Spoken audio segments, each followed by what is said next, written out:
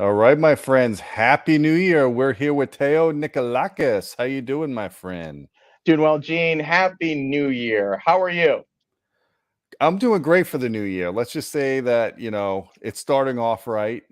I've gotten some good food, some decent rest, and we're ready to come out swinging with all this great new coverage we have planned for Audioholics. How did you like our new bumper? It's got a lot of bass, doesn't it? I'm not getting all the great bass through the headphones. I'll have to play it on the SVTRs behind me. It's gonna make your subwoofer shake for sure. So, well, So, we want to talk about streaming devices. I've been going back and forth over the break trying to watch stuff with the kids, and I have an Apple TV and I have a Roku Ultra, and I started seeing differences between the two, and I've been having issues streaming on some of them. I want to talk a little bit about that as well. But a couple of things about Roku kind of caught me off guard. Like I always thought both streamers would be pretty much equal in how they handle video and audio for all the different streaming apps, and I found that that's not always the case. Now to defend Roku Ultras they're like $70 now, so they're not as expensive. An Apple TV with 64 gig is about $200. right. So there's a price differential between them. And what I wanted to do is have you on here, give a PowerPoint presentation on the pros and cons of each and how to get the best picture and sound quality out of both. Now, I know people are going to pop up and say, what about NVIDIA Shield? What about Fire TV? I don't have an NVIDIA Shield. I don't have a lot of experience with NVIDIA. I've had Fire Sticks in the past, and all of them have failed on me, or they weren't able to support Atmos. So I kind of moved away from Yeah. Fire TV. Ironically, though, the new Fire TV platform supports Atmos music on Tidal, while Roku does not.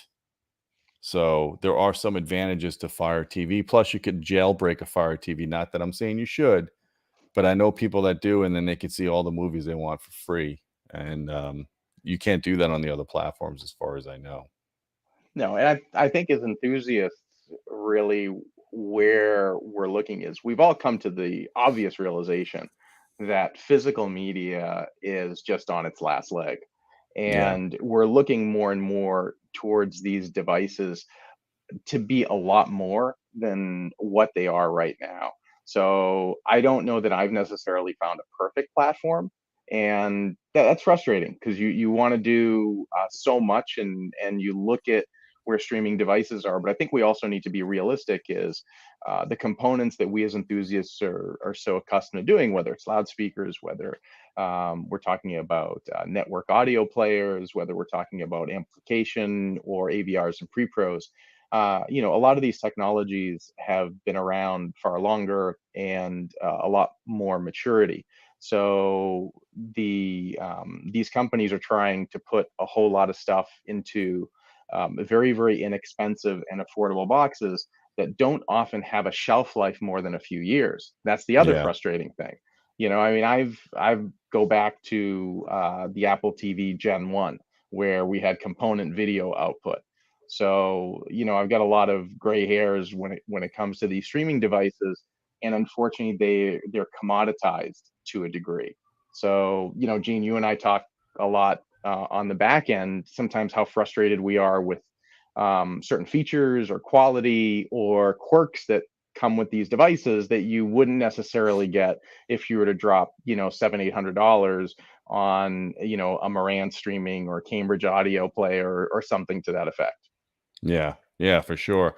But you know what? I mean, when I think about it, over the last couple of weeks, just hanging out with the family, watching stuff, 98% of what I watched was streaming. I don't even Yeah. use I have Spectrum cable. I never even use it anymore because I just don't have a need to watch the news. I don't want to see any news channel. I got away from that, and I'm a lot healthier without watching watching the news.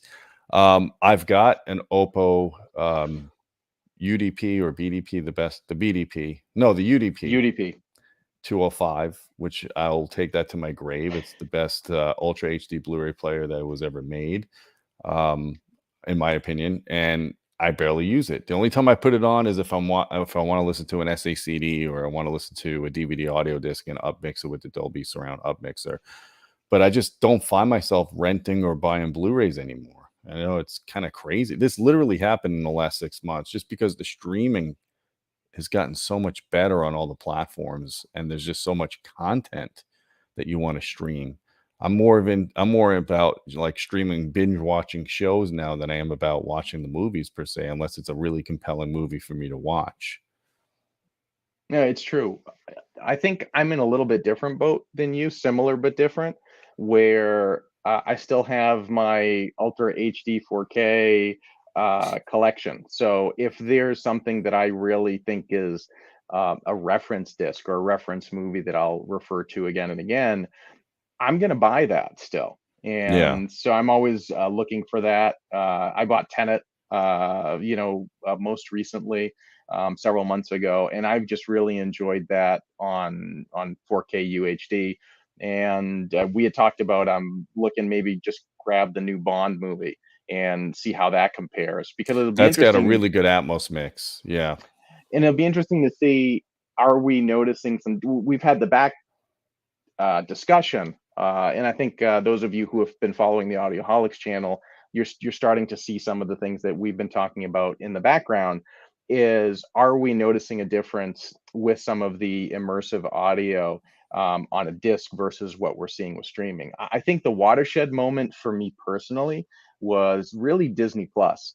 And when you start to look at the Marvel movies, and when Star Wars came out in 4K on Disney Plus, that was watershed for me because they look so good yep, on Disney Plus, you yeah, know. So I'm it's with hard. you. I Yeah, will tend towards just slapping on my Apple TV 4K, sticking it on the projector on the screen if it's convenient, and I sort of have to be in the mood where I want to do something that's more reference oriented, and then I'll put in the Oppo and do that. But what I do still find myself is I use my Oppo players. So I have the UDP 203 and the 205. I really use them almost daily as Rune endpoints.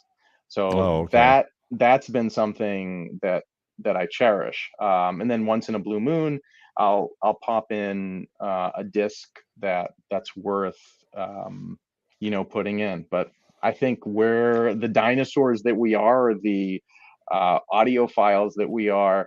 I think we're part of this whole wave that streaming's the future, and we're demanding better quality out of the streaming and the Yeah, devices, and that's what kind of precipitated tonight.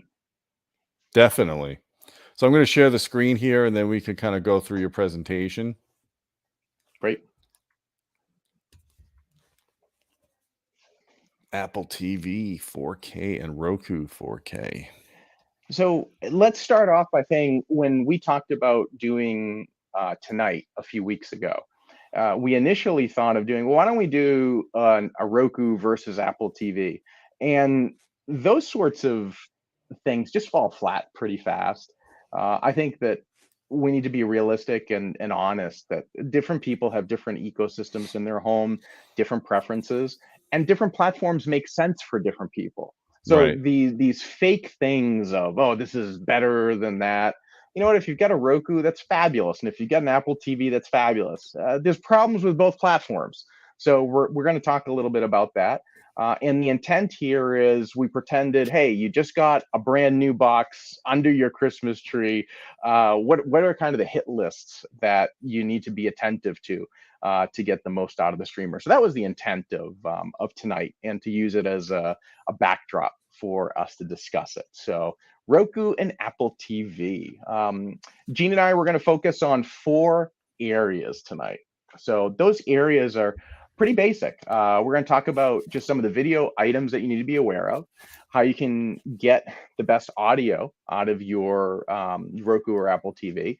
And then we're going to take a pause, and we're going to do a little bit deeper dive into the Apple TV, because the Apple TV is part of a larger Apple ecosystem.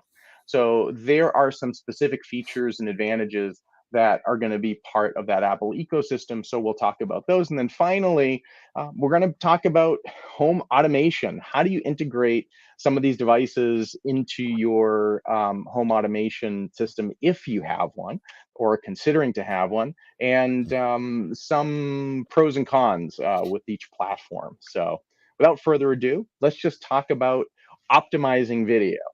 So Gene, there's no way to sugarcoat it. If you want the best video out of any of these devices, you really need to get your display professionally calibrated. There's just no substitute for having a professionally calibrated display. Yeah. The good news, and I think this is more an issue of probably the past 4 years, manufacturers have finally, when you boot up the set, it says, gee, are you using this in a showroom so you can put it into torch mode, or are you going to be watching this at home? And then it'll prompt you to do some sort of mode. Maybe there's a THX mode if you have a higher end display, but most typically it's something like movie or what have you. And putting your television into that mode is going to get you somewhere in the neighborhood of about 70 to 80%, sometimes a little bit more depending on the quality of your display there. And you can always perform a self-calibration. Ryan Masiola had some really great HDR patterns. He's got Dolby Vision. He's got a whole series at diversifiedvideosolutions.com. So if you're interested in doing some of that, but again, you'll need a meter and all that other stuff, or again, what's been really a benchmark and mainstay for many years has been Spears and Munsell. I'm still a big fan because we have so much SDR content Yep. of this little app, this stupid little app that THX did. And it's just fantastic. You can still download it off the Apple App Store or Google Play and fire it up on your iOS or Android device. And what I love about this app today, because we still have so much SDR content out there, is it'll give you some patterns, it'll give you some settings, and then some test photos to test all of your calibrations. And then it'll use your smart device's camera as a color filter so that you can test a lot of that. So even though this little THX calibration app hasn't been updated in years, it's still a super app for basic HDR, SDR calibration. You know And what's if funny? yeah, I just looked up the app on Android. Its rating is 2.3. well, I can't speak to that. I'm an iOS guy, so it's a lot better, I guess, on the iPhone. Oh, that's What interesting. and what I like about it, to go a little bit deeper, is you can use AirPlay on an Apple TV, and you can send the patterns and images over AirPlay. And then what will happen is your iPhone will be able to use the camera to look at what's on the screen. So it really is relevant to this discussion because it works hand in hand with an Apple TV. So if you haven't yet made the plunge into an HDR or Dolby Vision display, this is just such a great little free app to get you almost really 80, 90% of the way there. I used to use this all the time going to friends' houses if they had plasma TVs or what have you. It was just such a superb app to do that. So I still recommend it wherever I can, and hopefully the THX guys will figure something out to help us out in the HDR world. But really, the end game, so to speak, is getting Dolby Vision and getting a Dolby Vision enabled set. What you're going to see is these streaming devices are really geared towards mating with Dolby Vision. So if you've got your Apple TV 4K or your Roku 4K, this is the setting that you want to enable to ensure that you're getting the best fidelity with these streaming devices. So one thing I just noticed is there's no streaming stick for Apple. It's either you buy their Apple box or there's no in between. That's it. Yeah. Apple, I can't speak for Apple, but they're not interested in the $29 product. Yeah. And the other thing and I think this will become a little bit more evident as we go along, the Apple TV has, an A12 processor in it. It has a high-end chip in there, and it can do a whole lot of things. you can. I don't go into any detail, but I have a friend who's got a Ubiquity setup. So basically, they've got their Apple TV, they put their Ubiquity cameras on there, and boom, they are able to monitor their work in their home environments right off their Apple TV. So there's a lot of different scenarios where that extra processing power to use it as a gaming device and whatever, probably make a whole lot of sense. And you also have a lot of HomeKit integration that comes with it on the Apple TV side of things. So uh, I think it's just a different structure and strategy that Apple has, so to speak. So if they're selling $50 watch bands, they're not going to sell you a $29 True. streaming stick. Yeah. Okay. So Dolby Vision and HDR10 to make sure that it's enabled on your TV. It's really important to just make a double check. So if you're setting up these devices for the first time, or if you're swapping out a TV perhaps and adding a device you've already had, just make sure that you have either of these plugged into the right port. In some cases, a TV will have certain ports that are geared towards HDR and others that may be an HDMI 1.4 for some reason. So make sure that you have that in play. And if there's any doubt, just do what we love to do as enthusiasts, is actually read the manual, right?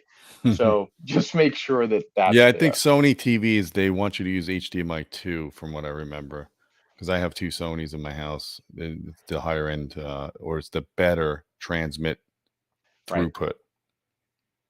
So that's what we're starting to see. And if we look at even the AVRs that are coming, the ones that are even going up to 8K, you're seeing that there are some ports, sometimes even one or two max, that are going to have the higher standard. So just be aware of it. So if you're frustrated, you're not getting what you think you should be getting, that's one thing we just want to bring to your attention.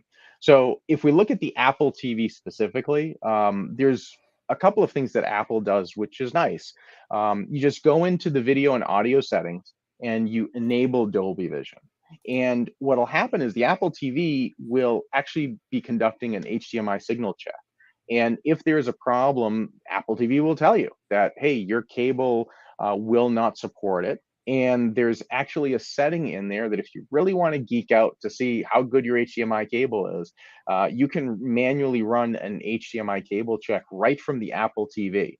So it will, Yeah, it do it takes that about way. 2 minutes. Correct. It's about a 2-minute pass, and it'll tell you if your cable passed or failed. So these are kind of interesting things, isn't it, Jane? I mean, 2 Mhm. years ago, 3 years ago, we didn't have these sorts of checks, but I think the manufacturers are realizing that as enthusiasts, what are you buying? Are you buying an ultra high speed? Are you buying a premium HDMI cable? Are you buying a high speed? It's just confusing for the average consumer. So I think it's forced their hand a little bit to make it a little bit easier. And then the other thing too is if you don't have an Apple TV and you have a Roku, I don't think the Roku has this check, but if you have a Sound United receiver, a Marantz or Denon, we have videos on our channel and as well as Sound United's YouTube channel that show you how you can use your receiver as an HDMI cable tester. Which is cool. But the Roku actually does have something similar, and I'll get into that in a couple of slides. But speaking of Roku, this is problematic for me Yeah. personally. Not all the Roku models support Dolby Vision. So if you got a Roku or you're considering a Roku, uh, go online, look at their huge matrix of products, their whatever it is, and try to decipher which products have the features that you want, because not all of them have Dolby Atmos either. So the bottom line is the Roku Express 4K and the Roku Express 4K Plus do not support Dolby Vision. Hmm. So in a nutshell, that's what you need to be aware of. So this is an important feature for you. Just make sure you're buying the right Roku model to And support that. I've had problems passing Dolby Vision with I have Roku Ultra and it's all set up right. It says the auto detect shows everything passes, but when I put on Disney, I couldn't get Dolby Vision through it. And then I put on my Apple TV and I had Dolby Vision. No So problem, right? yeah, Sometimes paying the premium. Uh, yeah. There's a difference, but you did the right thing. So what Roku recommends is if you want to see what's happening, make sure you select auto detect. So go Yeah. into your settings, display type, auto detect, and select it. And then what will happen is Roku will run a test, and you should see a screen like this. So it'll tell you a little bit about your HDMI connection. So you said, hey, does Roku do something similar? And yeah, it does. So here's the Roku version of the HDMI check. And it'll tell Yeah. you, hey, in this particular case, my Roku box passed 4K at 60 frames a second, very important. 4K HDCP 2.2, and I've got HDR Dolby Vision at 60 frames per second. Notice how they keep mentioning that 60 frames per second. We'll talk about that in a couple of slides because that's super important. So theoretically, this Roku is all set to play HDR content with Dolby Vision.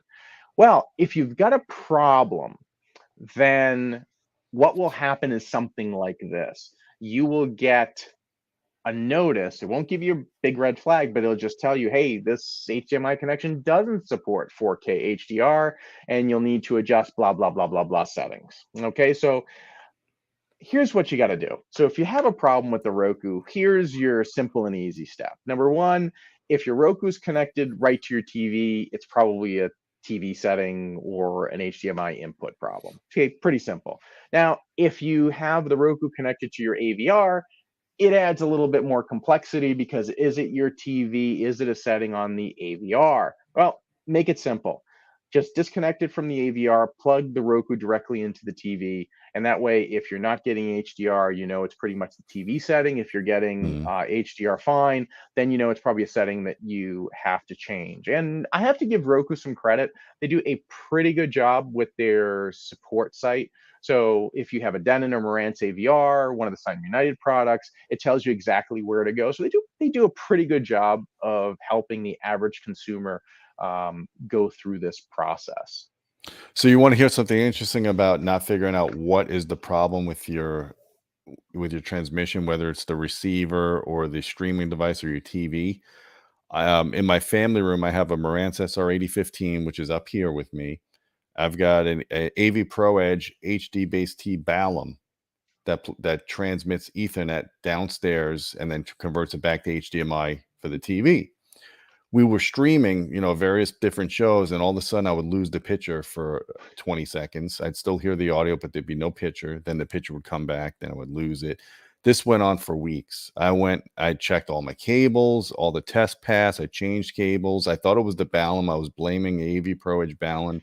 It turned out somehow when the guys came to set up all my equipment, the HDMI enhanced mode was turned off on my Marantz receiver. So it was just regular HDMI mode, and it wasn't fully supporting 18 gigabits. Right. And it was causing me, and it passed the self-test. So when the Apple TV checked the cables and all that, it passed everything. But when I was streaming, I was having constant problems of drop signal. Switched it to enhance. I haven't had, knock on wood, or stream it with no picture drop. So just make sure you guys get all your settings right on your AV receiver, as well as your streamer, Right. as well as your TV. And Gene, you said it. That's exactly what you have to do on any of the Sound United products for the Marantz or the Denons to make sure you have enhanced mode enabled. But it's just where we are, right? Yeah. These are at the end of the day cheap streaming devices, so they're not bulletproof yet. But a few more. We've got a few Danger, danger Will Will Robinson. Robinson moments Hmm. here when it comes to Roku, because Roku has a couple of other caveats. So let's say you're checked all your settings and everything's good, and I'm still not getting Dolby Vision. What's going on? Well, a couple of caveats. So if you have a Dolby Vision capable TV that was manufactured prior to 2018, you just may be out of luck and it won't work. It's just Mhm. the way it is. So these models and the few that were manufactured after, they don't support Dolby Vision at 60 frames per second. You remember that all important 60 frames per second that Roku is telling you that you've passed. If you can't do 60 frames per second, it's just not going to work on some of these apps. So Netflix, etc., you're out of luck. So you're stuck with a TV that will only do 30 frames per second. You're not going to be able to get Dolby Vision. So it's not great, but it's just where we Yep. are in the status of things.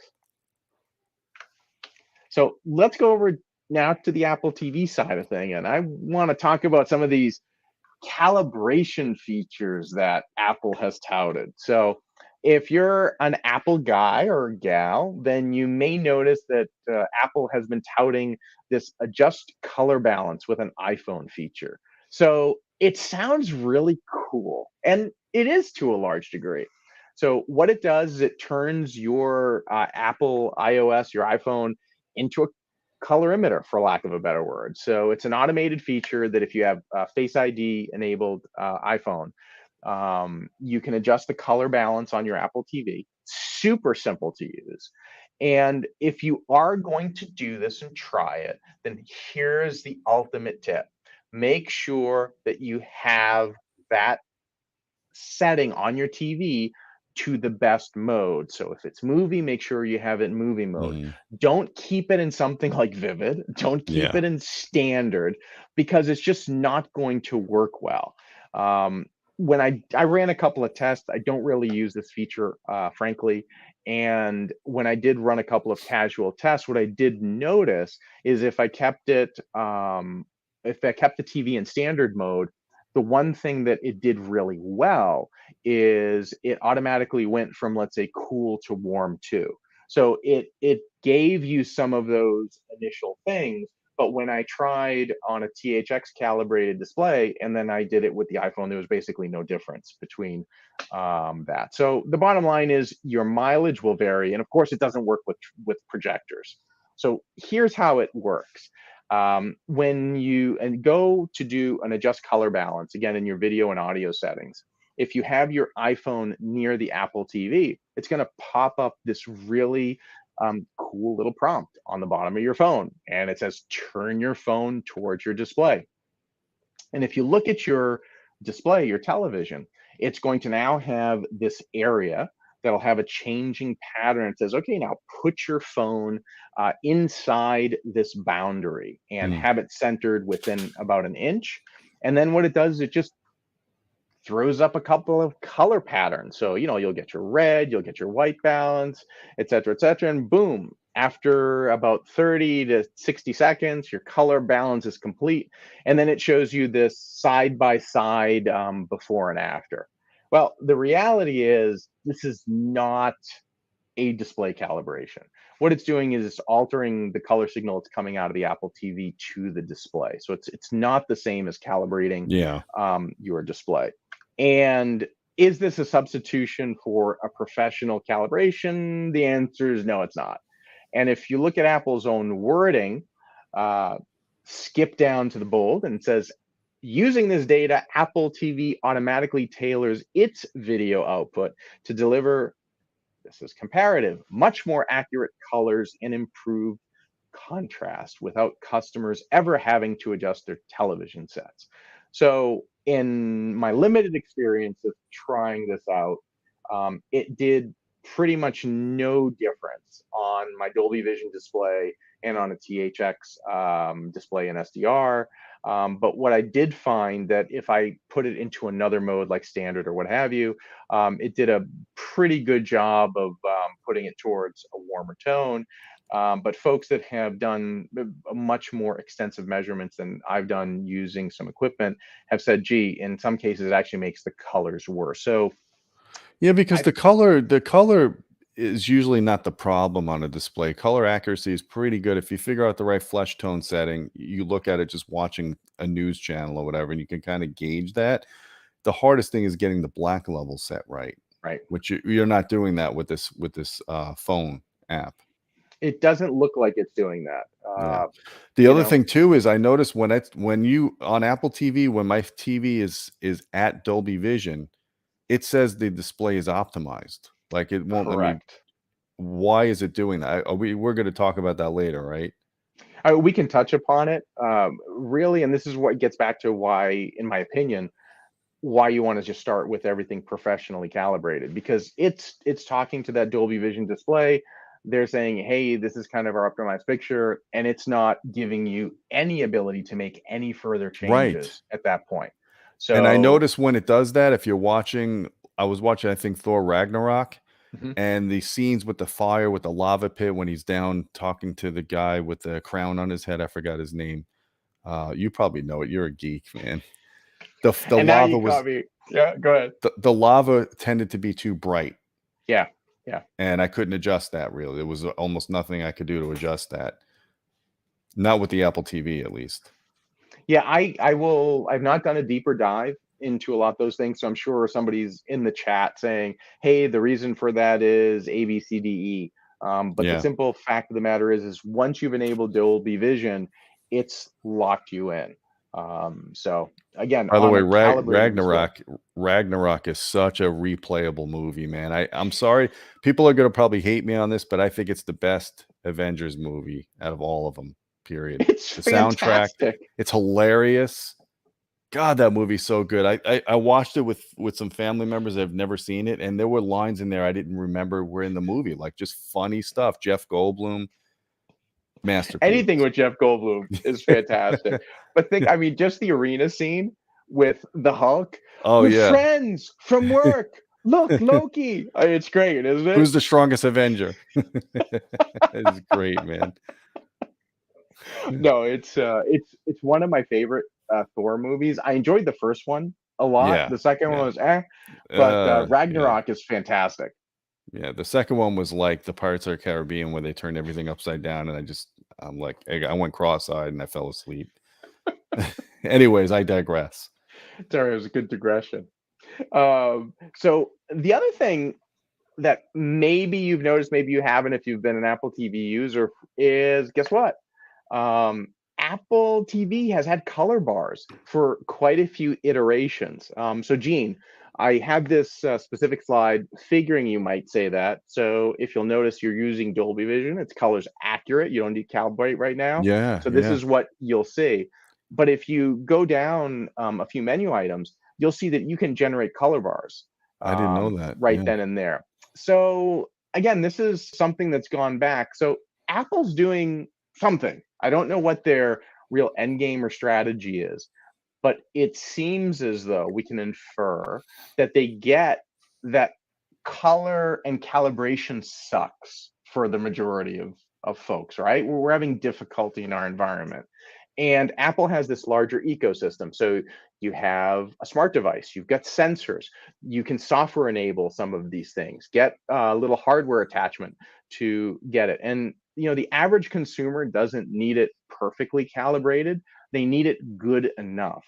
Yeah. And this is what I think is happening. So hey, if you have a blue filter sitting around from a Spears and Munsil disc, you can just put that right over, launch the color bars, and you can see how that looks. What I In wish we HD, had in more of. HDR, and in Dolby Vision. So those when you is it in Dolby Vision, the color bars, or is it standard def when it It's going to shows be that? SDR. So I don't, that's but useless. You want to be able to do it in HDR or Dolby Vision. That's where the problem is, where you have too much color. well, so here's the other thing I think we need to keep in mind is not all the content is in HDR yet. So we're still, and we'll get into this in some later slides, we're still battling this transition period. And there's some content we're never going to have in HDR, right? Yeah. All the content from 60s, 70s, 90s, early Yeah, you're 2000s. not getting Rocky 3 in Dolby Vision. No, and I you're not pity getting the fool. Godfather in Dolby Vision at this Yeah. point either. So some of the content that we're looking and streaming, this is a necessary evil. And what I again applaud at this point, I think we need to applaud, is you're getting some of these tools because when you do a calibration, you're calibrating the television. But then there are variances to all the different source devices that we have in terms of what they're outputting. I lament my the Anthem AVM50V.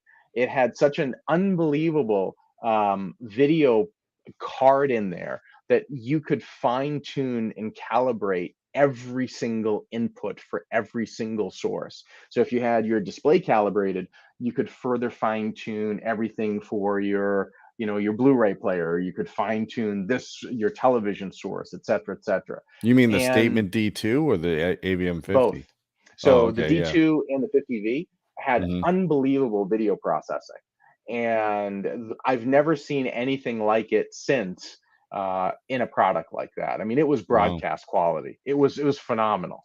And with the AVM 60V and Yeah, they cut costs in forward, there, they've right? cut all that stuff out. Yep. So Yeah. it is what it is, you Yep. know. So there's your color bars. So Oh, just I don't fire have that my up blue if you got filter. an Apple TV, and it's a easy thing for you to do a very simple calibration for SDR content. So that then speaks to this additional feature that Apple's rolled out on the Apple TV is a setting called match content and frame rate. So there's two settings that you probably want to be aware of. Maybe yes, maybe no. You can change the dynamic range setting on an Apple TV so that it matches its output to the original dynamic range of the content that you're watching. So if you're watching Brady Bunch or you're watching Miami Vice or whatever, or the A-Team, whatever 1980s Knight Rider, and it's an Knight Rider. SDR, right? Hmm. You can, boom, just have that content optimized for SDR. Otherwise, it's trying to tone map the SDR content to HDR. So the other benefit of changing that setting and turning that to match content is you can then individually calibrate the SDR and HDR content on your display. So let's say, for example, I'm watching on my Dolby Vision display, and um, uh, I have the setting here for dynamic range set to match dynamic range, and I have this set to 4K SDR. Then what'll happen is it'll default to 4K SDR, and I'm watching content by default. My Apple TV menus in SDR, blah, blah, blah. But then the moment that I go into Disney Plus and I launch Thor Ragnarok, which is in Dolby Vision, my display will instantly switch to Dolby Vision HDR. Then when I'm done watching that content, it'll switch back.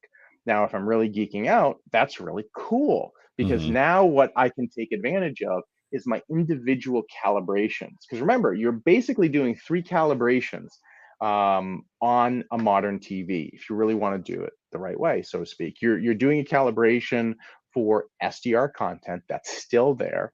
You want to do a calibration for your HDR10, and you want to do a calibration for Dolby Vision. Then we have all the other variations as well. But think about that. So if you have the ability to do dynamic range matching, you can take advantage of those calibrations that you've spent the time doing and disabling and not having to worry about the device doing the tone mapping for you.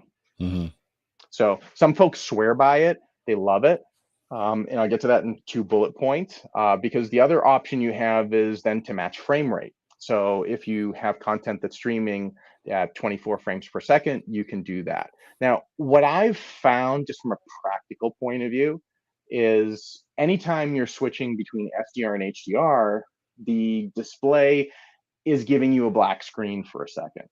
Mhm. And when it comes to my JVC projector, I want to throw the projector out the window because I'm sitting there for 10, 15 Yeah. seconds for everything to switch. So if I'm here and I'm watching something on the Apple TV and I'm doing it on the projector, I just keep everything on HDR. I deal with the tone mapping. I'm not worried about it. On a calibrated display, maybe you'll do it, but I guarantee you, if you're sharing that with family members, they're going to ask you, why does the display keep going black? Yeah. So just keep that in mind. But if that's of interest to you, So what's the that's a setting really they cool should feature. use then to stop that from happening on a fixed panel display? So the default is to turn the content map, the dynamic range, and to keep it to HDR. So that's the default setting. You manually have to go in and you have to change that. To auto. Yeah, no, you turn it off of on, and you'll turn it to something else like 4K SDR, which is what some of the enthusiasts really love to do And for that. that'll upsample the SD content, or does that So or does that still If you happen in the keep it, if display? you keep it in the default setting that the Apple TV does, right? So match dynamic range, Right. that is going to tone map everything to HDR by default. So let's say you're in your Dolby Vision display, everything's getting tone mapped that way. You have to go into the video and audio settings, and then you have to turn on the setting to match the original dynamic range. Then that will switch between SDR, HDR, and Dolby Vision. Gotcha. Does Okay. that make sense? Yeah. So Apple gets it. It's about the experience. So you have to, as an enthusiast, go in and make that change. Same thing with the frame rate. Okay. So by default, they're making it easy for you. Yeah. All right. So that's that. Interesting feature, maybe of interest to some, but it creates other problems. So one of my favorites, IMAX Enhanced. What is it? Gene, you and I got a taste for IMAX Enhanced. When was it? Was it 2017 when we were down in New Orleans together? Was it that long ago? Holy I think cow, so. man. I think so. And it was a great demo, wasn't it? It So was we were great. Yeah. down with Sound United, and they played. I don't know if you can see some of this content from this fabulous demo disc, the IMAX Enhanced. 2019. It It was was right before 19. COVID. Yeah. I Okay. just had to look it up. That was It was spring, right? Spring 2019 then? June, July, June. It was summer, beginning of summer. You actually wrote the article for us. I did. That was a fun time. That was great. Great time. Yeah. So, what is IMAX Enhanced? So, in a I'm gonna nutshell, it's link it up basically over here. four buckets. It promises better image. It promises better sound with better dynamics, and it uses a variant of the DTSX codec. And you're getting more image because you're getting the IMAX ratio, and then finally you're getting content theoretically remastered. So it's this whole suite of things that's happening in a nutshell, in summary, of what IMAX Enhance is giving you. So what does it mean then on our streaming platforms? Okay, so it was a big splash that Disney on Disney Plus was releasing 13 titles in IMAX Enhanced. So what that really means is you're basically getting 26% more picture. The aspect ratio is really what the difference is. Or if you want to explain it to your significant others, like, what does that mean? Honey, there's no more black bars on the top and bottom, right? That's really what it is Yeah. for the average enthusiast to explain it away. But here's the other thing, you're not getting higher bit rate of the content delivered, and you're not getting all the other specifications, at least that we know of, delivered to your streaming box. So for example, you're not getting the DTSX IMAX Enhanced codec when you're playing audio. It's not supported. Will it be supported? Who knows? So what you'll see is, if you're, again, to use Disney Plus as the example, you'll see the content. In this case, it's Guardians of the Galaxy, and it'll say, hey, it's now streaming in IMAX Enhanced. And you'll get that little logo, and sure enough, boom, you get the increased aspect ratio. So you're basically just getting a little bit more screen real estate. Yeah. That's the bottom line of what it is. Well, and then So the other thing that's kind of half-assed anyway, and this is a whole different topic for another video, is the IMAX Enhanced. If you follow what they want to bypass the base management in your receiver, and they want to. I don't agree with that. We'll talk about that in another stream, but in the Sound United products, I believe there's a way to disable that, so you still have your 80 hertz crossovers. there is. So you get 70 hertz by default, and in order to even access that menu, you have to be playing an IMAX Enhanced enabled content. Yeah, that's Only weird. then, It's right? only then. It's a secret Yeah. menu only. Remember, I was on the chat when you were with the Sound United guys, and I put that in the chat Yeah. that night. Yeah, that So was crazy. Yep. so it is what it is, and if you think about it, that's the way the calibrations are working as well. So if you want to calibrate the SDR on your television, you need to put SDR content to be playing. If you Yes. want to calibrate Dolby Vision, you have to be playing Dolby Vision. So as enthusiasts, you just kind of know that this is what it is, but it's going to get really confusing for the average consumer. Hmm. So in a nutshell, that's what it is. Now, I tested IMAX Enhanced to see what would happen across a couple of different displays here. And what will happen is IMAX Enhanced is just bigger picture. All right. So think about that. IMAX Enhanced, I'm getting more screen real estate. And if Yeah. I'm on a display that doesn't have Dolby Vision, then it's going to give me the HDR10 HDR of the movie. And if I'm Oh, okay. in, right? And then So if I'm in a setup, IMAX Enhanced defaults first? so IMAX Enhanced, all it is increased picture ratio. Right. That's really in a nutshell what it is. And then the rest of it, the audio and the video, will change based on what the capabilities of your setup are. So if So you see here, what happens if there's one that has HDR10 and Dolby Vision? it's going to Is give you there Dolby Vision. so Dolby Vision goes first? Yeah. It's always going to Interesting. give you Dolby Vision. So if you see this example on the screen, you'll see that I took this screenshot off one of my displays where I have the Dolby Vision enabled display, but notice I do not have this connected to an AVR. So there's no Dolby Atmos. Yes, In this one, yes. I connected it to a non-Dolby Vision display that Yep. has an immersive audio setup. So it's the HDR10 version, and it's giving me Dolby Atmos. So Interesting. just again, just something to be aware of. So if you followed IMAX Enhanced, you know everything about IMAX Enhanced, you're not getting the full suite as far Yet. as we can tell right now Yeah. yet, Yeah. right? So that's just my only point, is just to Yeah. be aware of what you're getting, and at least on the Apple TV here, it'll tell you what you're getting when you watch the movie So, if you're attentive to it. quick question for you, you saw the Snyder cut of Justice League, right? Yep, Why the much hell was it better. but it was in 4:3 though. It was a much better movie. Yeah. For sure, it was a much better movie, but why the hell was it in 4:3? That wasn't IMAX enhanced, right? I am ignorant about that. I should know the answer to that question, and I Yeah. don't. And maybe somebody can I put thought there that was in something the wrong with chat. my TV. I was looking through all my settings. I'm like, somebody screwed with my setup. Okay. I figured it was one of the kids. I was yelling at everyone in the house, why the hell is this showing in 4:3? And then I looked online and it is 4:3. I'm like, okay. I guess Snyder likes old CRT aspect ratio. I don't know.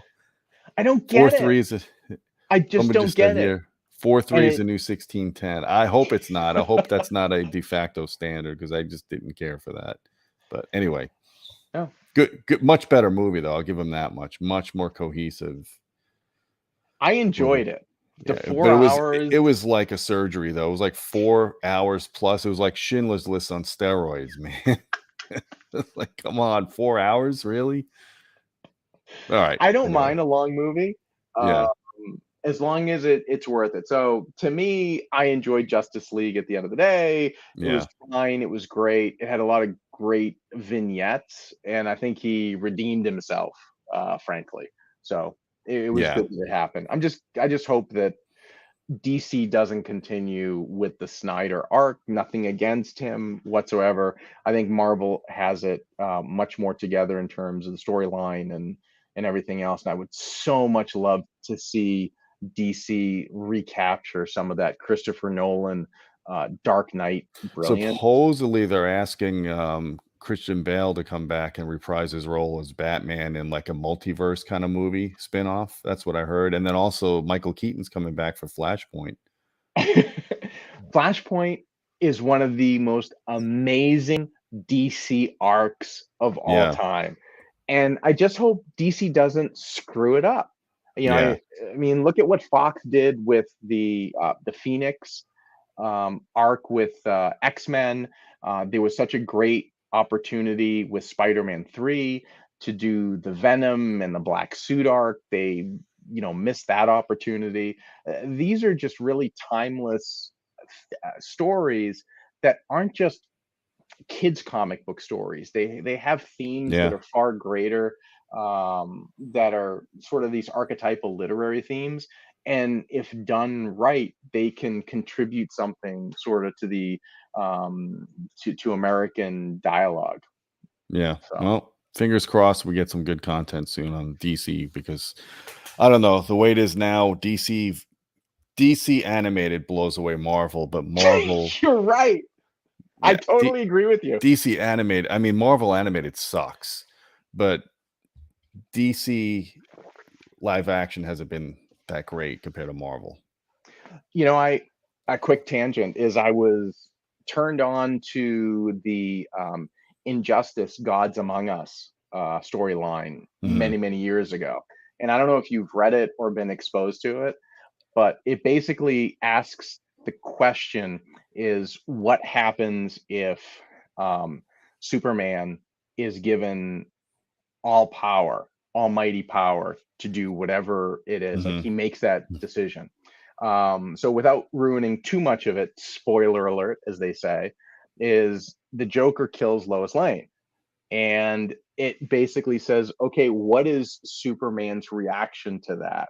Right. And the decision of saying, okay, we've had the power to do right, and let's get all the dictators, let's put everybody away, let's institute what righteousness is. And it really raises a lot of themes that are so powerful. And DC just made an animated summary version of this. I think it's like a 5 volume set that they did in the comics, but it's in some ways you could look at it the equivalent of DC Civil War, Right. but it's just so well done. And if that was to hit the big screen as well as Flashpoint, and it was to be done right, that would just be such a redemptive opportunity for DC. Yeah, let's hope. At Fingers least we're crossed. done with the bad Star Wars movies for now. And we're getting real content on Disney Plus. God, those last Star Wars movies made me want to puke. But That's all anyways, right. Mandalorian, Boba Fett, we're in good I stead. liked the first episode of Boba Fett. People are complaining it was too slow paced, but I liked the backstory. I felt like it was like I felt all the vibes from Return of the Jedi in that. Yeah. I like the music. I like the animation at the end. Yeah, you But can't that's how take. Mandalorian was at the beginning too. There were a lot of Yeah, slow yeah, for episodes. sure. I mean, do people forget that? I don't mind So that as long as it's character driven and you're yeah, developing character arcs. That's yeah. But anyways, I'm sorry. Go ahead, keep no, going. it's all good. We'll do another Audioholics live just to geek out on Star Wars, Marvel, and DC. How's Everything that? that's wrong today with Hollywood and how it's ruining our childhood heroes, we're gonna do one of those. If you guys give a thumb up, we'll definitely do that. And then let's do a separate one just on Star Trek that we've been Oh talking God, about. Star Trek is. I get aneurysms thinking about it. But anyways, go ahead. I was gonna watch Star Trek 6 last night in Oh, your I honor. watched that recently. Yeah, Christopher Plummer, because he just recently Great. passed. Man, incredible, incredible actor. I A agree. All right. and I heard he was a big Star Trek fan, that's why he wanted that role, so that was cool. Just great. Dang. All right. Dump So your TV speakers, yes, that's the best device of the whole night. it stinks. Okay, guy. We shouldn't even be talking about that. But just in case you need to go to somebody to justify it, says, look, this is what they're saying. We got to dump our TV speakers. Absolutely. So at the very least, get a sound bar. So if you're limited by aesthetics or whatever, but if you can, just get the AVR, get the street set up and set up an immersive audio. It's just amazing. Yep, And then make sure that everything's set up properly to output yeah. that. Let me tell So, you, this is another tangent for you, Teo, but I've okay, had kind of an epiphany over the last few months with Dolby Atmos spatial audio. Oh my god, man, I was listening last night, it was, Imagine Dragons or whatever the band. I never even heard of them before, but I okay. just accidentally found an Atmos mix on Apple Music, and I was almost in tears at how good that sounded, and I'm like, "Why is not ev how could anybody not have Atmos music now?" Because it's like going from it's beyond the leap of going from mono to stereo or CRT TV to flat panel. It's that profound. Yeah. And I hope more people get into it because it's taken over. I mean, if you go on Apple Music now, there's tons of selections. Tidal has it as well. And I think Amazon HD. And it's reinvigorated people to listen to music and actually sit down rather than just, casually listening. I couldn't agree more. Uh, my dream, you remember this obviously. I remember as a kid sitting down and we had all these wonderful sound modes, didn't we? You know, Mhm. stadium, jazz German club that we bathtub. German bathtub that we like to Yeah. wreck on. But there was something about the desire to bring the concept of space, right? Yes. The space or a venue into the listening environment. And what I've found with well done immersive audio, with whether it's Atmos music, or it's a DTSX, or it's an Auro 3D, there is something so amazing, so emotive about a well done production, that as much as I love, I'm a two-channel guy, as much as I love two-channel music, Mhm. that immersive audio mix is something that's just stunning. I Yeah. had when my father-in-law passed away earlier in 2021, we had a few people here at the house with COVID restrictions, but I brought him to the theater area, and I said, "I just want you guys to sit down." So I put on the Atmos demo, and Mhm. then I put on the Auro 3D Magnificant, and they were just silent. You know, these are 20-something-year-old kids, okay, who are everything that we say about what's wrong with music today. You know, the MP3, blah blah blah. Yeah. These guys left the house just stunned. They'd never experienced anything like that before. Yep. And that's what I think as enthusiasts we have the opportunity to do, is to say music matters, and music production, music playback, and the ability to support this, and hopefully it's done right, because there's a lot of really crappy immersive audio that's being done. But Yep. to get this done right is really, I think, the culmination of what hopefully we've all wanted for so many years. And to further that point, I'm having 2 musicians on soon. I'm having Gavin Harrison from Porcupine Tree, one of the best drummers of today, and Carl Palmer from Emerson, Lake and Palmer. Both of them are gonna be guests on this channel. Both of them have recently discovered spatial audio, and Carl Palmer, especially since ELP's been around since the late '60s, early '70s, thought it was gonna be a gimmick, is from what I heard, from what David Frangione told me. When he sat him down and listened to spatial audio, he was completely blown away. Now he wants the entire Emerson, Lake and Palmer collection redone in spatial audio. Great. So to get someone that's in their 70s to almost like look like a kid with the reaction on his face that he's never heard anything like this. And they were a very experimental band. They did quadraphonic back in the day. They had full orchestras and concerts. To have someone like that basically understand what the difference is when you get into spatial audio, it's awesome. I mean, all the major artists, The Weeknd, Ariana Grande, Katy Perry, Yeah. they're all their music now is in spatial audio. So I mean, it's just, and this happened in 6 months. Imagine where we're going to be in 2 years. It's exciting. I think we have a lot to celebrate. And the only thing that I would say is it's not perfect yet. Not everything has been done Yeah. well, but as enthusiasts, we do need to support. This is our dream come true for so many years. Multi-channel is here. Hmm. So it is what it is. So Yep. enable it on your device. So it's pretty simple. Just go to settings, video and audio, select the audio format, and boom, right? Make sure that Dolby Atmos is selected. And then what you'll see is, as I showed you earlier with the IMAX Enhance slides, you'll see a Dolby Atmos logo when that content is available and able to be played. And that'll go across whether it's Tidal or Apple Music, or any content that you're watching. Now, I came across this item that I've never run into, but maybe you will, that you can't play Dolby Atmos if you have Quick Start turned off. So if you've got something funky, you I don't didn't know see what the that. Yeah. problem is, just go to settings, apps, iTunes, movies, and TV shows, and turn off Quick Start. So just a little bit of a tip there. Okay. Now, and as we talked about, is Apple TV has Dolby Atmos across a variety of apps. So any movies, content that you buy through the iTunes Store, Disney Plus, Netflix, Amazon Prime, et cetera, and music services like Apple Music and Tidal all have Dolby Atmos. But it's not perfect, right? There's some frustrating quirks that is most noticeable on music services. So, Gene, you and I have talked about there are some volume issues with Definitely. immersive One thing audio. I think it's different. I haven't really sat down to compare, but I had Roku in the same system as my family room as I had the Apple TV until it died. The Roku did not survive. I guess it didn't like the heat in my closet. Apple TV has much better ventilation, by the way.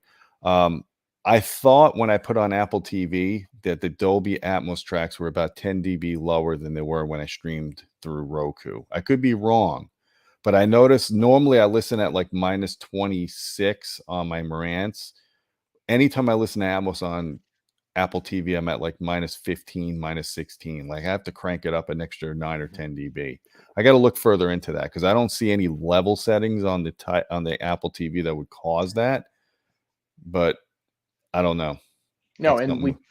I've experienced the same thing. I have to increase the volume when I'm listening to a track in Dolby Atmos, right? I have to make it Mhm. louder.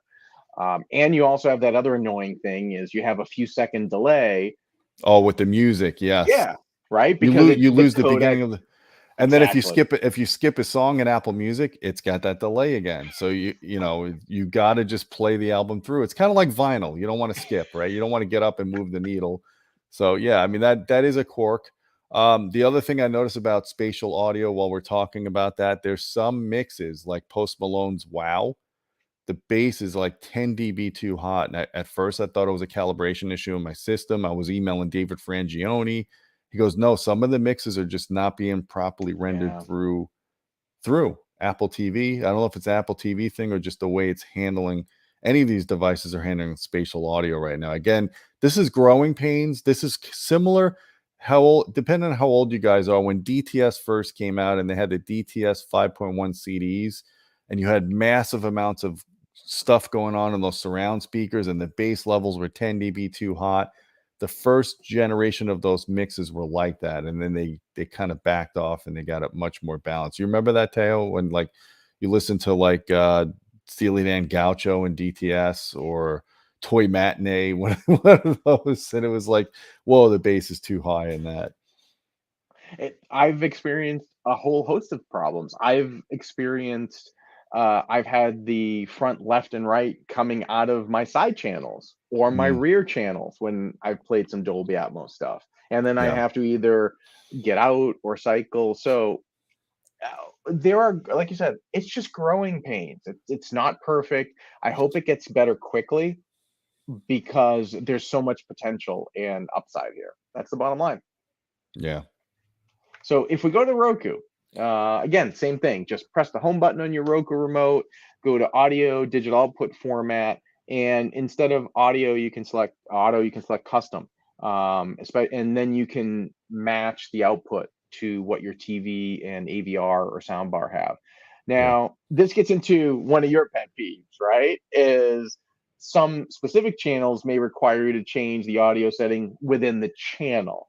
So Netflix, which I know you're going to talk about, you have to select a multi-channel output for that. So, Gene, does that mean that Atmos works on all Roku apps?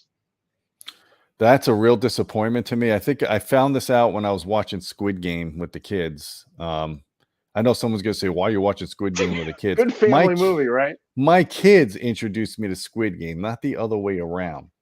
So we're watching Squid Game. I think I had it on the Apple TV. I'm like, "Oh, cool, this is in Atmos. I'll check it out." We watched 2 or 3 episodes. It was in Atmos, great. Come back the next day, they put on the 4th episode, and I always hit the info button on my Marantz. I always wanna make sure I'm in Atmos, and I'm like, "There's no Atmos." I'm like, "What the heck?" I'm looking through all my settings. I hit the play again.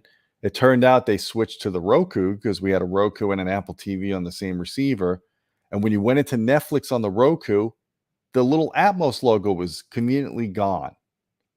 So I went into my Roku, I checked the settings, I rebooted, and I did a factory reset of my Roku, which means I had to put all my credentials back in. I could not get the Atmos light to come on for Netflix. It came on for Amazon Prime. It came on for Disney Plus. It came on for HBO Max. Would not come on for Netflix. So then I finally went online and I typed it in Google, and I typed in Roku Ultra Atmos support for Netflix.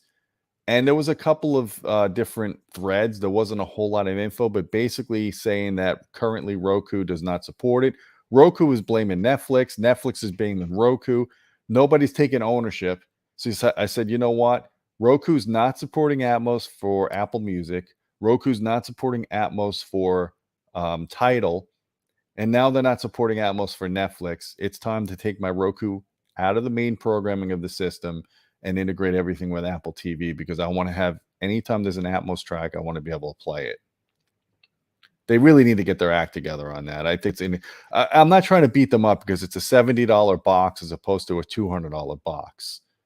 But if you put Atmos on the box, that means Atmos should work on every streaming platform, in my book. And most people don't realize this. They think they're getting Atmos when they put on Netflix with their Roku, and they're not getting it. They're getting 5.1, and then they're up mixing it with the Dolby Upmixer. Well, that's, I think, a difference. And now, the other thing about Apple, though, when I play 5.1 on Apple, it doesn't say Dolby Digital or Dolby Digital Plus on my Marantz. It says 5.1 audio, or it says multi-channel in 5.1 PCM. audio. Yeah, why is it? I don't know why it's doing that. And I have it set for bitstream. So I forget the answer to that one. So I can't. Have you seen that too? It said multi-channel input on your. Yeah, so I get multi-channel PCM. Exactly. What'll happen. Yeah. It's got to do something with the way it's reading the metadata or something. It's different on the Apple, but when it's in Atmos, it actually says Atmos. Correct. I'm like you. I geek out, so I'm attentive to that on my Anthem on the AVM 60 and on the Denon 8500. So that's a lot more visible for me on the Anthem than it is on the Denon. But yeah, I just come to accept it is what it is. I haven't done a deeper dive into it, so maybe somebody can post something in the chat if they have a more technical explanation for what it is. I think the average Roku buyer doesn't really care too much that they're not getting Atmos and everything, right? Because most people that are buying Rokus are getting the Roku sticks. The Roku sticks are great for traveling, or if you're putting it on a guest bedroom, you put it behind the TV, you plug it in for $30. It's great. And if you've got a good, stable Wi-Fi connection, you can get good results. But at the end of the day, I always recommend people get the streaming box so they can plug Ethernet in. It's always better to have a hardwired connection.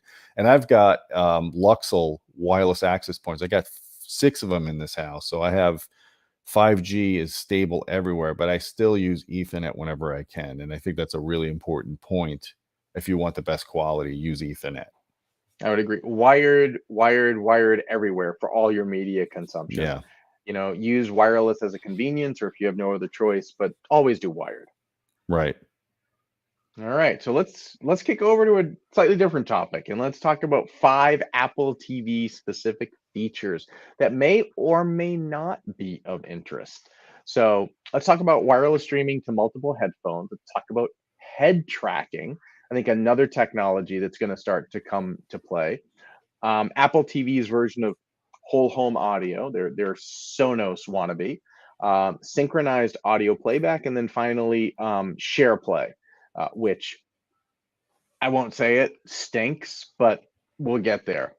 So let's say you want to stream wirelessly. So an Apple TV has Bluetooth built in, so you can pair a wireless set of headphones. So if I want to pair my B&Ws or my B&Os, it's super easy for me to do that.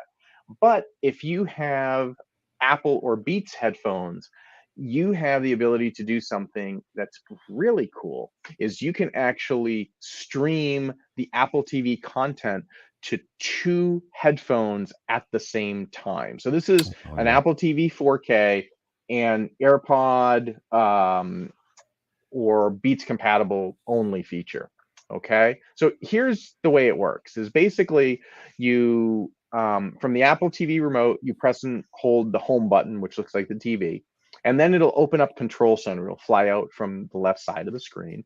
And then you just select the AirPlay 2 audio controls button is what they call it. Then what you'll do is you'll swipe down and you'll select the headphones that you want to use. So in this screenshot, I was listening to my B&W PX7.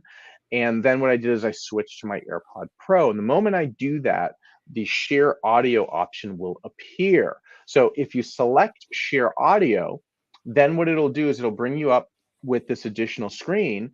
And all you have to do is pair a second set of headphones, and boom, you'll have the audio from the Apple TV streaming to 2 sets of headphones, which is great for late night listening if you have Mhm. somebody over and you're doing that. So it's kind of a neat feature that's unique. And again, we talked about the Apple TV being part of an ecosystem. So this is where you're starting to realize some of those benefits of the Apple TV ecosystem with some of the headphones that Apple and Beats have as well.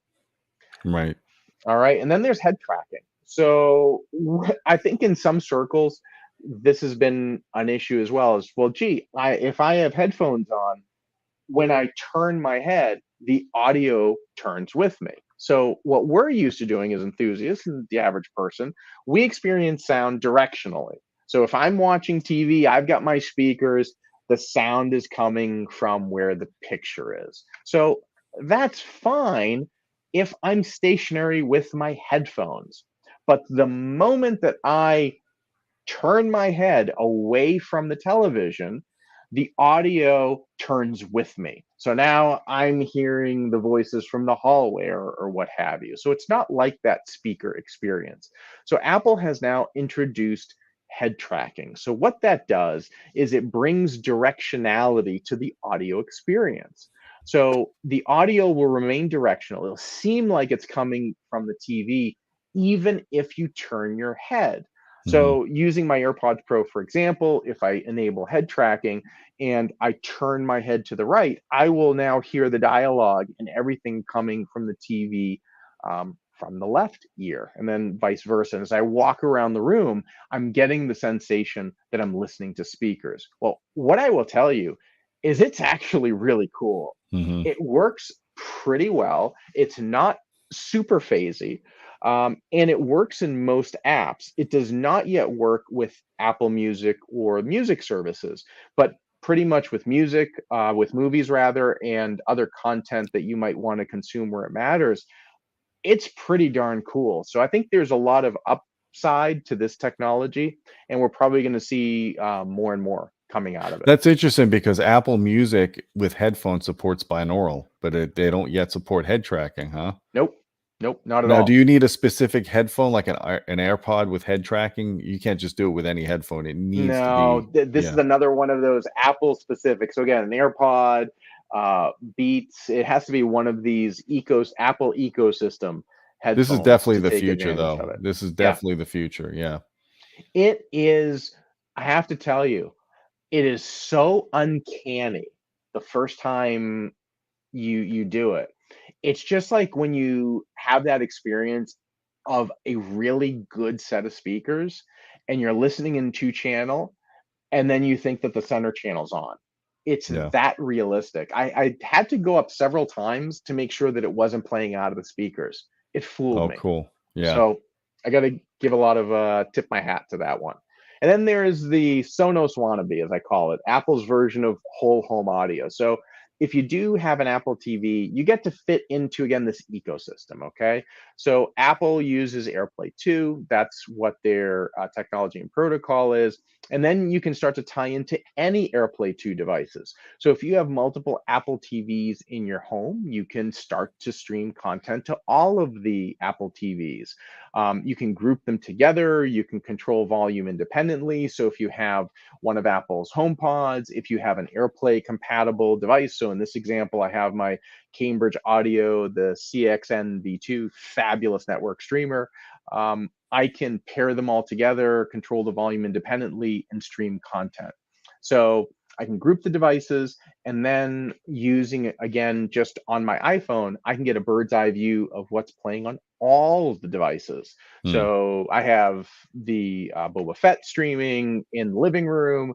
I have U2 playing here in the family room. There's nothing playing, and then I have Dido playing on one of my other 4K Apple TV. So it's pretty cool. And then if you're on an Apple TV, so this is a little bit different. That's on your iPhone. If you're on the Apple TV, you can scroll through all of your AirPlay devices, and then you can see what's playing, and then you can choose to synchronize audio or play audio through all those different devices. So it's pretty neat what Apple has done. So if this is something that's of interest to you, say, hey, I didn't know that I could do that. That might be an instance where you want to then make an investment into the Apple ecosystem versus Roku. And we're not going to talk about, Roku has the Roku TV and the Roku soundbar and the speakers, etc. That's a different conversation. So theoretically, I could do something like this: is I could have a HomePod Mini in the bedroom, in the kitchen. I could have my Apple TV in the theater, another Apple TV in the family room in the basement, and Hmm. boom, I could now have a wireless, wired hybrid whole home audio setup. So I have folks over, I can be playing a series of music in these rooms, other music or content in other rooms. So it's Right. pretty cool, which then gets to the next technology, which is the problem of synchronized playback and latency. So Yeah. if anybody's done, multi-home or multi-room setup, even with wired solutions, there's latency that naturally comes in with the DAC or the components that you're using. So sending audio to different devices can introduce delay or latency. Things aren't in sync, and you'll hear delays. So if you've tried using AirPlay and you've tried sending audio to multiple devices, you've probably noticed that you start to get that echo effect. So it typically is that problem again in multi-room or whole house where you're playing the same music or content. And Apple TV has a calibration feature to address latency, across devices. It's totally automated. You use an iPhone to calibrate it, and it works, and it works really, really well, and it's super easy to do. So again, go into the video and audio section, and then there under calibration there's a menu option that says wireless audio sync. So you press that and just be sure that you have your iPhone near the Apple TV, and then what'll happen is boom, it'll pop up a notification. It'll say hold this iPhone close to your TV or your sound system and your speakers.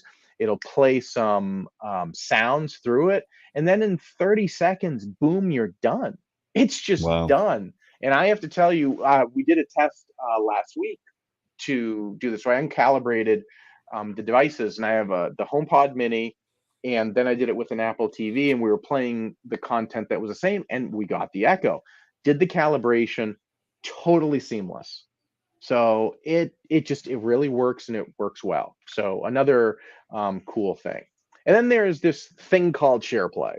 And it is the desire to be able to achieve this unreachable goal of being able to share content. So, Gene, when you and I want to watch No Time to Die, or we want to watch Star Trek 6 together, then this is our solution, SharePlay. Basically, you launch a FaceTime session, you call somebody over FaceTime, and then you can share the content that you're watching. So if it's Disney Plus, we're watching Thor Ragnarok, whatever it is, and then I have the ability to project that onto my Apple TV.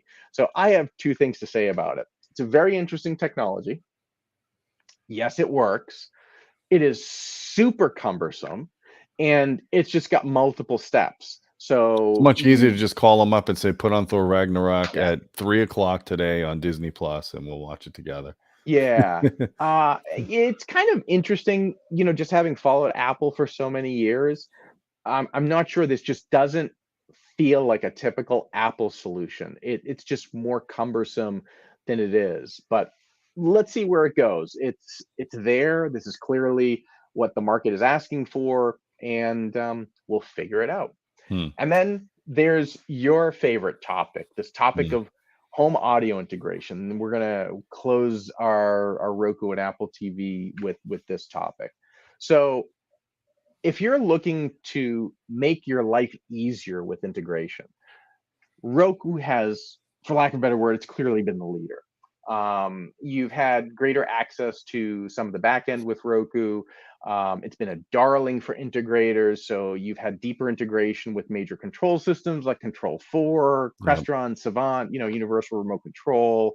And it's just been flexible. So you could create activities, and then at the press of a button, you could say, okay, not just watch Roku, but it's watch Netflix on Yeah, you Roku, create shortcuts, graphical right? shortcuts. The other thing Boom. too, part of the reason why I dumped Fire TV is the integration for Control4 was terrible with Fire TV. They never updated the drivers. They were super laggy. So Yeah, anytime I had Control4 operating a Fire TV and I'd change a channel or I'd change to a different streaming platform, everything lagged. The button presses, and I can't. I have too much ADD to handle the lag. So I switched to Roku, and it was instantaneous. And I would have stayed with Roku.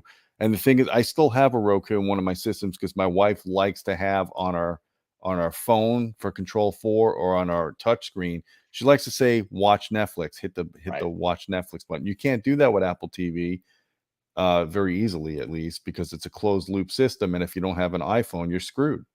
Right. Apple's made it difficult. So, for years, when I was doing some programming of early versions of Roomy Remote, for example, on an iOS device, I could just go in, boom, I had that opening through the API, and I could call any app that I wanted to make those shortcuts and activities. So with the Apple TV, all I got was basic controls, and anything that was deeper integration was so much more difficult to accomplish.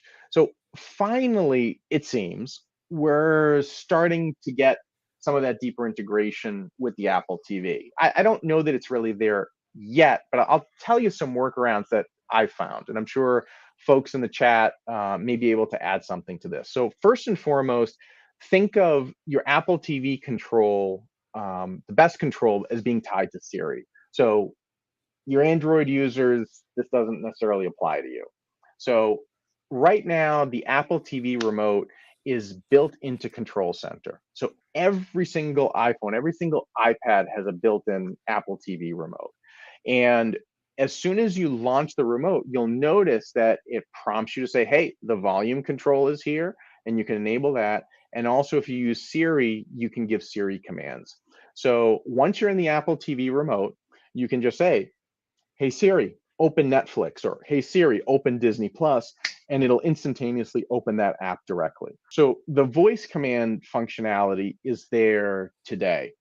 The other advantage that you get with the way that Apple has done it is all of your Apple TVs, if you have multiple ones in your home, will appear as a dropdown. So you can instantaneously switch and then do voice commands. So that's pretty neat, and it mirrors exactly the look and the controls of the physical remote. So pretty good. So Gene, any questions on that? Because we had talked about that earlier. No cancel button anymore.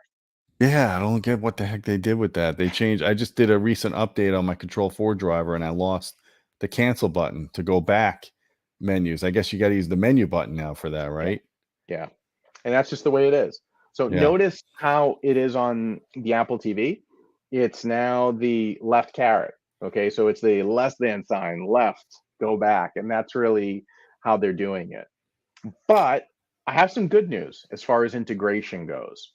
Apple introduced this, I don't want to say new technology, it's the wrong word, but shortcuts. All right. So this is a new feature. And what shortcuts allows you to do is it allows you to create automation across a whole series of different apps and services in the iOS world, but it gives you some really powerful stuff when it comes to Apple TV. So let's say that, you know what, I want to have a Crestron like, or I want to have a Control4 like experience. You can build a remote control on your iOS device using shortcuts and create those mini activities to do the functionality of a dedicated remote. So you can build those with buttons. It doesn't require the purchase of any third party system. It's free on your iPhone. Just make sure you're running iOS 15 to do that. and it works with Apple TV and HomeKit enabled devices. So it'll control shades, lights, thermostats, you name it. So if you notice in this example, and I'll get into it a little bit deeper, is I created automations to open Disney Plus on my living room Apple TV, or I Mm. can turn on the Oppo in my living room using Roomy Remote. So all those are not just buttons, but they're also Siri enabled too. So anything that I create as an activity here, I also have something that is voice controllable as well. So when it comes to the custom integration is, yeah, the Apple TV doesn't have the discrete commands through third-party systems for automatically opening apps, but you can create and call actions from your iPhone to perform these automations automatically to open specific apps. So let me give you a quick tutorial. This is just an overview, and if you want to do a deeper dive, there's really great resources out there to do it. So if you open up shortcuts, you can add a new action here, a new shortcut, and then an action. And once you add an action, you get all the available categories, or if you switch to apps, all the apps. So notice the Apple TV is there. So Apple TV remote. So if you press on the Apple TV remote, then what it gives you Oh, is the okay. ability to do all of these commands. So, hey, I can launch the screensaver. I can open what you were saying, a specific app. So the moment that I select open an app on the Apple TV, it will then show me every single app that I have loaded on that Apple TV. So if I want to create an action or an automation for Disney Plus, I select Disney Plus, and then boom, boom, boom, right? And then I Again, can this is create through an anything else. iPhone though, right? So this is through an iPhone, right? Again, this is part of that Apple ecosystem. Ecosystem, yeah. So if you've got an Android, it's not going to work. And then once you're done with that, this is what you're able to do. You're able to create these buttons. And then you might say, hey, you know what? That's great. But what if I'm using a product like, so I have a Control 4, I have a URC, or whatever it may be. Or in my case, let's say Roomy Remote is this example. Well, you can build it in. So I'm not going to get too deep into it, but I just want to show you an example. Is most of these home automation systems allow you to call URL or link schemes. Okay.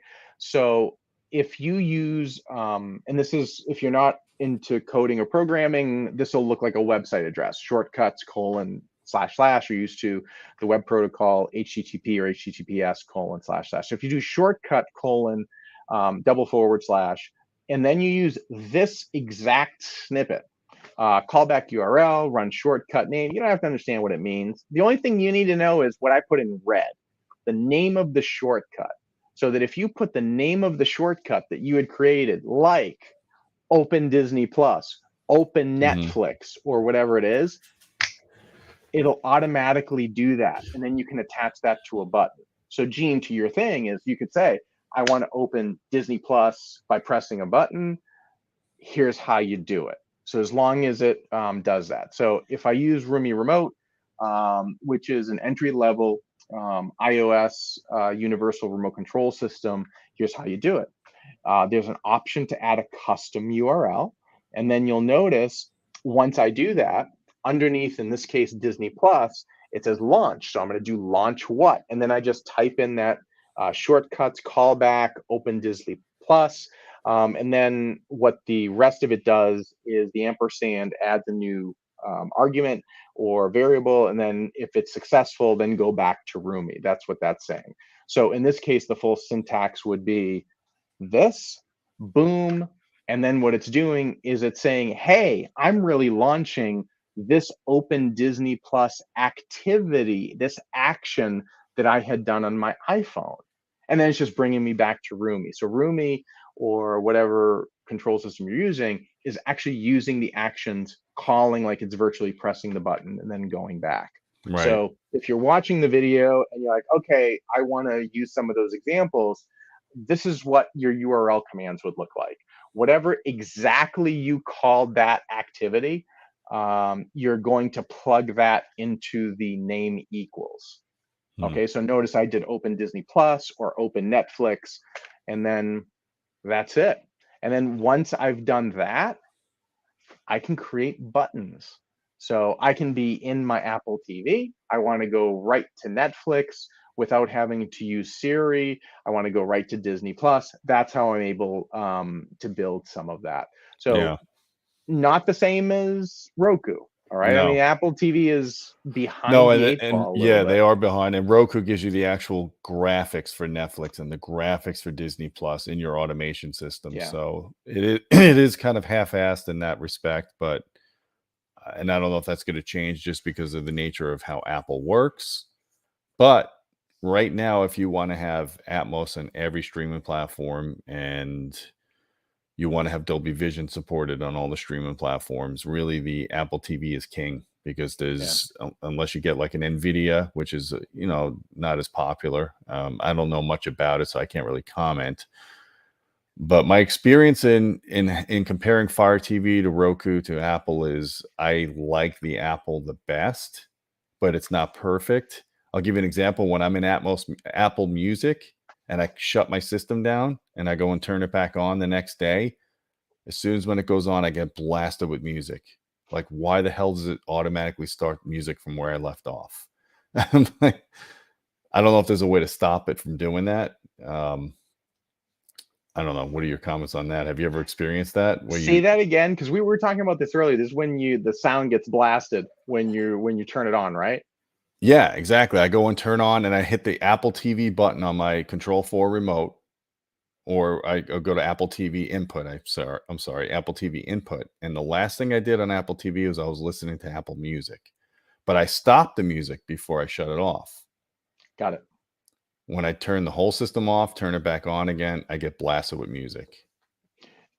I don't know a specific answer to that question, but I'll give you a hunch to check on. When when I have the Apple Oh, TV someone's saying turn playing, off autoplay. that could very well be the case. Okay. I gotta find that. Forgive my ignorance. I'm still kind of new to the whole streaming stuff. I've always been an optical disc champion, but I'm kind of finding myself using streaming more and more, so I gotta get better at it. And the other item is if your Apple TV is whether or not it's set to go to sleep. Sometimes when they program those devices, they Yeah, will add an action to do that. So that's either what an it is input, actually. That's what it is. My Control 4 programmer said he set it so my Apple TV never shuts off because yeah, I was having a problem when I turned on my control system. It didn't turn the Apple TV on at the same time, and I had to go and hit the menu button for it to go. So he made it right. easier. That's the problem. So it's always on and it's doing the autoplay. So I got to go and So disable autoplay. so here's the way to solve that in a way. The cheap trick that you can do with an Apple TV is if you're using any commands and automations. So I automatically turn off my Apple TVs or I put them to sleep. So what I have programmed in as a command is when I launch that activity and then I'm switching the input to the Apple TV, I automatically have it set to click the menu. And what that'll do is that first click will then wake the Apple TV as part of that action. Or you could just use, and I'm sorry about that, actually just use wake on LAN. That's Okay. really the best way to do it Okay. as opposed to anything else. So let the Apple TV go to sleep and then send it a wake on LAN command. And then that works every time. In my experience, that's the best way to handle it. Gotcha. All right. Well, it's still a learning process. Bottom line, whatever streaming platform you have, enjoy it. Check the settings. Make sure you're actually getting the Atmos content. Make sure you're getting the Dolby Vision. Make sure you get your TV professionally calibrated. Or if you can't do that, use some of the test patterns that Teo was talking about. At the very minimum, get your black levels right. Get your TV off torch mode. Turn off the soap opera effect. Right. We didn't even talk about that in this, but uh, yeah. So there's a lot of good options out these days. And the fact that we can do all of this from a $100 or $200 streaming device and have this level of quality, because let's face it, when Netflix first came out with streaming, it was hideous. I mean, it was artifacting with motion all the time. I would see like the black levels get crushed. It'll look like oil on a canvas. that stuff has mostly been eliminated recently. I mean, you're getting really good quality in most cases on all the streaming platforms, except for maybe Paramount Plus, which is a joke in itself. Um, let's be honest, Paramount Plus sucks. We have so much to talk They about that. suck so bad. They suck. They ruined Star Trek and they have a crappy app. There, I said it. But Netflix is killing it. Disney Plus, for the most part's killing it. Amazon, not quite as good as the others, but pretty damn good. HBO Max is my favorite, man. There's so much good quality coming out of HBO Max. Like, yeah. And you're getting in some cases, you're getting movies that are directly in the movie theater for free for like 2 weeks, which is awesome. I missed Dune. I was an idiot. I missed Dune. So now I got to wait. Dune was outstanding. I know. I missed it. It's the best version that they've ever I've read the books and I've read all of them except for the last one or the last two. It's just fantastic. And I'm excited for part 2. And finally, somebody didn't screw up one of the best sci-fi books ever written. Oh, okay. Because the first Dune movie was very subpar, man. It was almost unwatchable to see Patrick Stewart in that, and I was like, it wasn't his finest work. And Sting, I think Sting was in that, right? Sting should not. That was terrible. That was just terrible. There's two musicians that should never try acting. Sting and Phil Collins was the worst, man. Anytime Phil Collins went on Miami Vice, I cringed, and I'm a huge Phil Collins fan, as you know. The guy can't act. Sorry. But anyway, we're going off all tangents here. Yeah. No, it's all good stuff. But yeah, HBO Max has been fantastic. Yeah, I've enjoyed it. And for the Matrix comments, which I'm just saying, at least it was better than the last one. I think that's all they had to do, right? Actually, I thought the worst one was Matrix 2, from what I remember. I think I fell asleep in most of that one. With the Merovingian and the Keymaster. I don't remember, man. I really don't. The third one I think was the worst. But anyway, the first Matrix is epic. It talks about dualism. It brings in so many great themes, and I think it's amazing. I wish the Spider-Man No Way Home was streaming earlier. Yeah, I haven't seen that yet either. I haven't either, and I'm dying to see it. I hear it's fantastic. Yeah. Well, you gotta come down to Florida, and two movies we gotta watch on optical disc. We gotta watch Dune, and we gotta watch the new Spider-Man movie. That would be fan. I don't know if it'll be out by the time I have a chance to come down, but I'm looking forward to it. It's been too long since we've been able to see each other in person, and I would love to see the RBHs that I've only heard about over the years with Shane. Yeah, no, it's a pretty amazing setup, man. I mean, when you hear the active speakers, and when you talk about the Phantom Center, I've never been able to get such a strong Phantom Center in a speaker system before, and it's all because of the fact that I have an FIR filter correction that's identical for both speakers, so I'm getting perfect imaging at the sweet spot. It's just crazy. You can't do that with passive. You just can't, and it's Well, if we can work it to get Shane out and convert the SVTRs here, that'll be something. He's game for it. Do that. Yeah, for sure. Have that, the and I'm gonna do the sand. He's been after me for years to sand. You're not moving him at that point, man. And these who put it this way: when I do sell this house, Shane's like, "Oh, when you get to your next house, you could do this, this, and this." I'm like, I am not moving these speakers. They weigh almost 400 pounds a piece. Whoever buys this house buys it with the speakers in that room. That's it. I am never moving a heavy speaker again in my life. I'm not at the age where I want to be lifting 200-300 pound boxes anymore. I just don't want to do it. I'll subwoofer squat up to about 80 pounds. I won't do any more than that. Oh, guys, if you have not seen Gene doing the subwoofer squat, I died. I was crying. I was just tearing. It was worth doing it just for your reaction, man. I'm telling you. Oh my God. Bench press the RBHs. There you go. I can't bench press 380 pounds anymore. I mean, 20 years ago, I could have done 365, 3 clean reps. Now I don't go above 275. Everything hurts in my joints, man. It sucks. It sucks. It sucks getting old, but you got to do what you can to stay young. It is. Well, I tell you, it's been so much fun. Mm. First Audioholics live of the new year. I think we got Yes. some great guys and hopefully some gals, joining in. And Gene, I'm looking forward to doing the one where we're comparing the lossless formats and the up mixers. So we Yes. can talk a little bit about that. My 8500 is getting the 8K upgrade treatment. So as soon as that guy comes back, Yeah. we'll Well, it be able came to do that. back with a loose transformer, so you had to send it back. Yeah. Dan, Dan fixed your they did your upgrade and they forgot to put the screws back into the power transformer. That's Uh, important. I don't But know. anyway. And can we talk about the Anthem review, or is that off the? We can't talk W about that yet. Yeah, we are getting one of the first AVM 90s, so and that's going to you.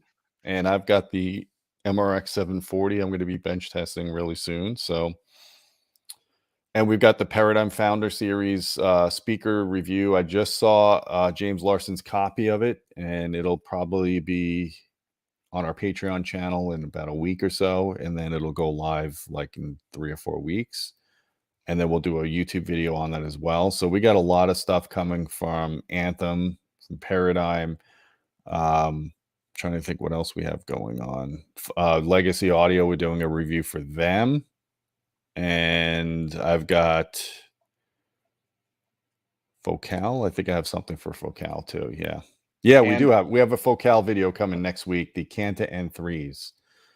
nice. So It's it's a a good great way to start product. the new year.